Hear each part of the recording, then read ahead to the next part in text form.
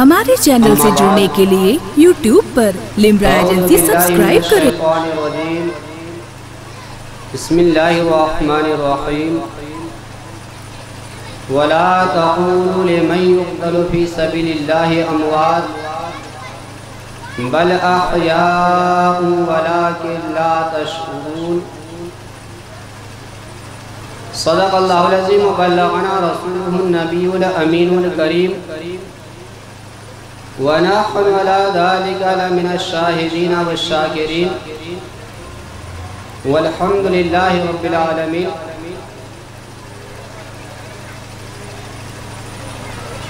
بعد توحید کے متوالوں، شمع رسالت کے پروانوں، اہل بیت اطہار کے چاہنے والوں، شہدائے کربلا سے محبت کرنے والوں، سب سے پہلے نبی اور آل نبی پہ درود و سلام کا نذرانہ پیش کرے۔ اللہم صلی علی سیدنا مولانا محمد معاد الجود والکرم وآلہ بارک وسلم صلاۃ و سلام علیک یا رسول اللہ صلاۃ و سلام علیک یا حبیب اللہ۔ محترم حضرات، ہم اور آپ اس مجلس میں شہدائے کربلا کانفرنس میں حاضر ہوئے ہیں امام حسین اہل بیت اطہار کی محبت میں۔ اللہ تبارک و تعالی اہل بیت اطہار کی محبت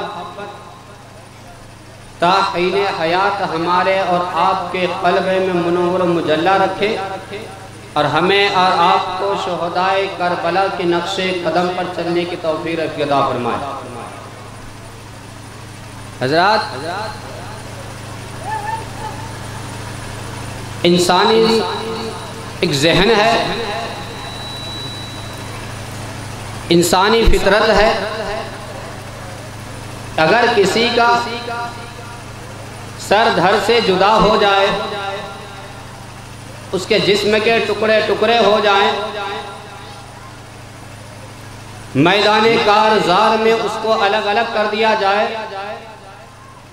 اس کے جسم کے تمام اجزاء متفرق ہو جائیں، تو ایک عام انسان کہے گا کہ یہ زندہ نہیں ہے، عقل مند کہے گا یہ زندہ نہیں ہے، سرجن اسے کہے گا کہ زندہ نہیں ہے، اسے بڑے سے بڑے سائنسٹسٹ کہیں گے کہ زندہ نہیں ہے۔ لیکن قربان جاؤ شہدائے کربلا پر کہ ان کے جسم کے ٹکڑے ٹکڑے ہو گئے، لیکن اللہ تبارک و تعالی قرآن کریم میں اعلان کرتا ہے وَلَا تَقُولُوا لِمَنْ يُقْتَلُ فِي سَبِيلِ اللَّهِ أَمْوَاتٌ، کہ اے لوگو، اے ایمان والو، جو میرے راستے میں میری محبت میں ٹکڑے ٹکڑے ہو جائے،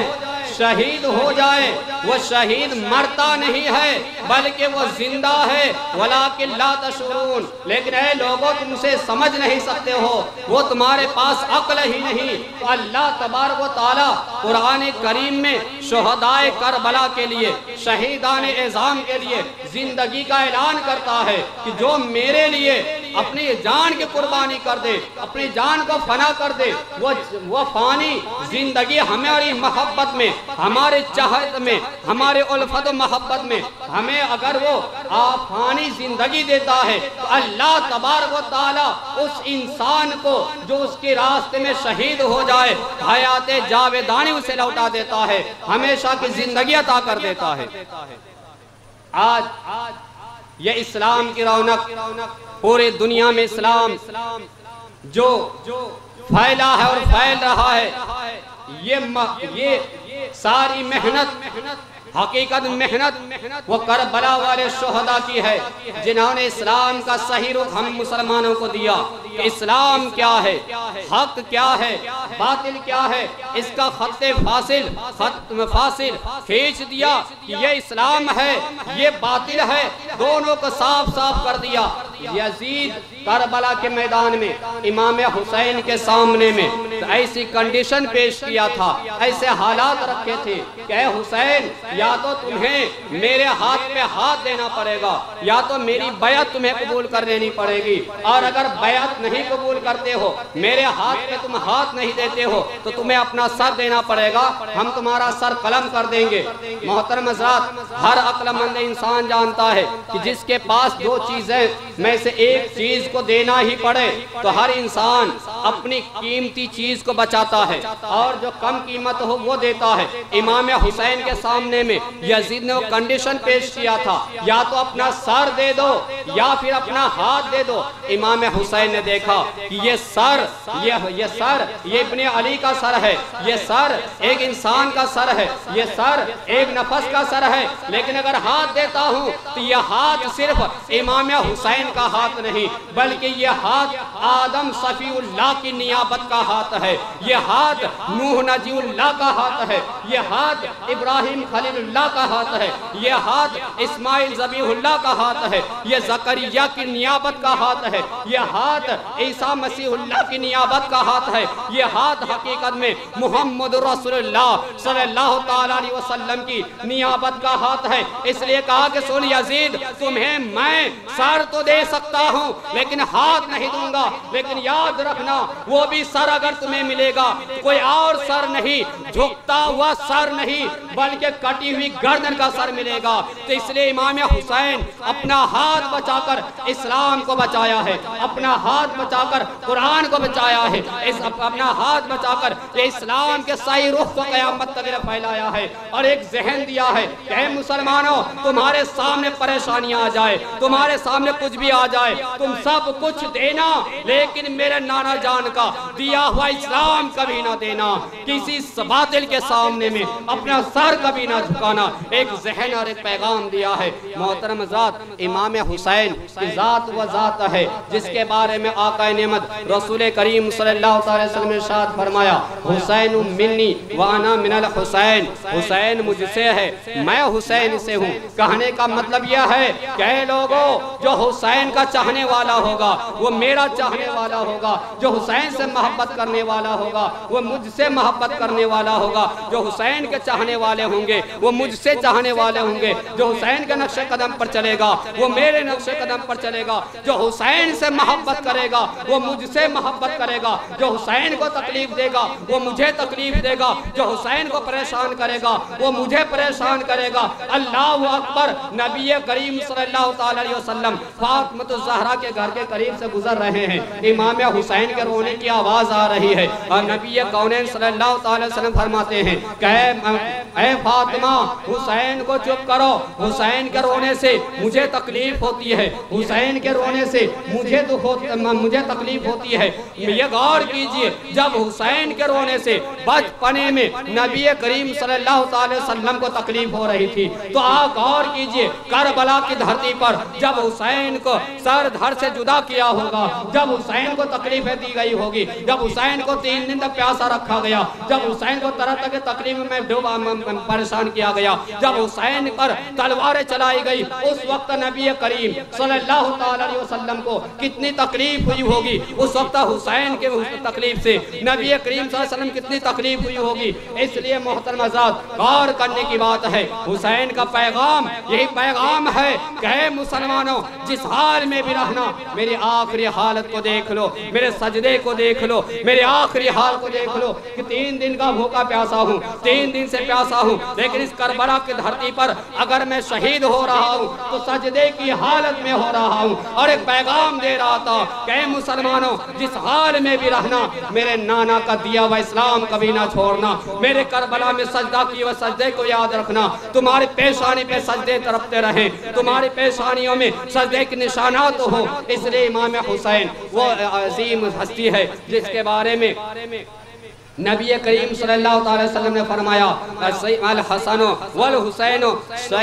سیدہ شباب اہل الجنہ کہ حسن و حسین جنتی نوجوانوں کے سردار ہیں. بتا کر یہ بتانا چاہ رہے تھے کہ اے لوگوں یاد رکھنا جنتی نوجوانوں کا سردار امام حسین امام حسن ہے. اب جو ان کی سرداری کو مان لے, جو ان کے دامن کو تھام لے, جو ان کے سرداری کو مانے گا وہی جنت میں جائے گا. تو جنت میں انہی کو جگہ ملنی ہے جو امام حسین کو برحق مانے, امام حسین سے محبت کرے, امام حسین کے محبت میں اپنی جان قربان کرے. تو امام حسین کی سرداری یہ سرداری ہے. یزید وہ پریشان انسان, وہ بدکار انسان, آخر کیا وجہ تھی کہ آخر امام حسین ہی کو پریشان کر رہے تھے کہ تم مجھ سے بیعت کر لو, میرے ہاتھ پہ ہاتھ دے دو. اس لیے کہ یزید جانتا تھا کہ یہ تخت و تاج میں رہ کر میں سب کچھ بن سکتا ہوں, ایک بادشاہ بن سکتا ہوں, حکمرانی کر سکتا ہوں, لیکن سب کچھ بن سکتا ہوں,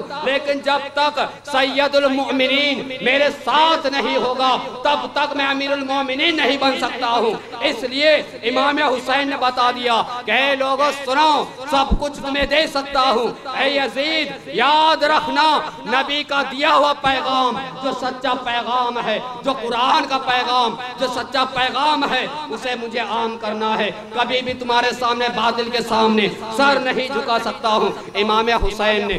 نبی کریم صلی اللہ علیہ وسلم نے ارشاد فرمایا کہ علی مع القرآن والقرآن مع علی لا یفترقان حتی یرد علی الحوض, کہ علی قرآن کے ساتھ, قرآن علی کے ساتھ ہے, علی قرآن کے ساتھ ہے, اور یہ دونوں کبھی جدا نہیں ہوں گے. بتانا یہ تھا کہ لوگوں تمہیں ایک ہاتھ میں قرآن ہو تو دوسرے ہاتھ میں علی کی محبت ہو, دوسرے ہاتھ میں تمہارے پاس اہل بیت اطہار کی محبت ہو. ان کی محبت تمہیں نبی کونین تک پہنچائے گی, اور نبی کونین کی محبت تمہیں اللہ رب العزت کی رضا حاصل کرا دے گی, اللہ رب العزت تک تمہیں پہنچائے گی. اس لیے بتایا کہ یہ دونوں ایک ساتھ ہے. دوسری حدیث میں نبی کریم صلی اللہ علیہ وسلم نے ارشاد فرمایا مثل اہل بیتی کمثل سفینۃ نوح من رکب نجا ومن تخلف عنہا غرقا, کہ میرے اہل بیت اطہار کی مثال, امام حسین کی مثال, امام حسن کی مثال, حضرت فاطمہ الزہرا کی مثال, حضرت مولا علی کی مثال,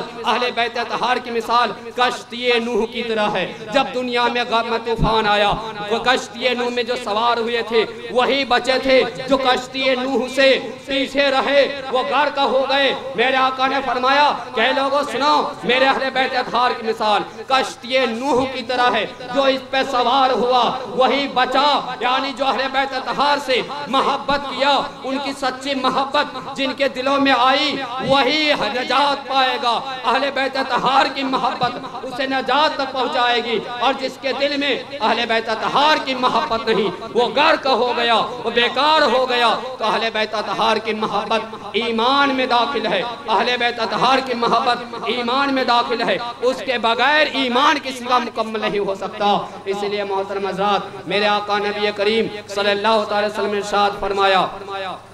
کہ احب اللہ لما یغزوکم من نعمہ واحبونی لحب اللہ واحب اہل بیتی لحبی, کہ لوگو تم اللہ سے محبت کرو لیکن کیوں؟ اس لیے کہ وہ کھلاتا ہے, اس لیے کہ وہ تمہیں پلاتا ہے, تمہیں رزق دیتا ہے, اپنی نعمت و سرفراز کیا ہے, بے شمار تم پہ انعامات کیا ہے, اس لیے تم اللہ سے محبت کرو. لیکن یاد رکھنا تمہیں اللہ کی محبت اس وقت تک نہیں ملے گی. اللہ کی محبت حاصل کرنا چاہتے ہو تو احبونی مجھ سے محبت کرو, لیکن یاد رکھنا میری محبت تمہیں اس وقت تک نہیں ملے گی, مجھ سے تم محبت کرنے والے اس وقت تک نہیں ہوگے جب تک کہ میرے اہل بیت اطہار سے تم محبت نہ کر لو. میرے اہل بیت اطہار کی محبت, اہل بیت اطہار کی محبت, امام حسین کی محبت, امام حسن کی محبت, مولا علی کی محبت, فاطمہ الزہرا کی محبت تمہیں میری محبت پہنچائے گی, اور میری محبت تمہیں خدا کی محبت پہنچائے گی جو تمہارا فائل محبت ہے. اس لیے میرا آقا نے فرمایا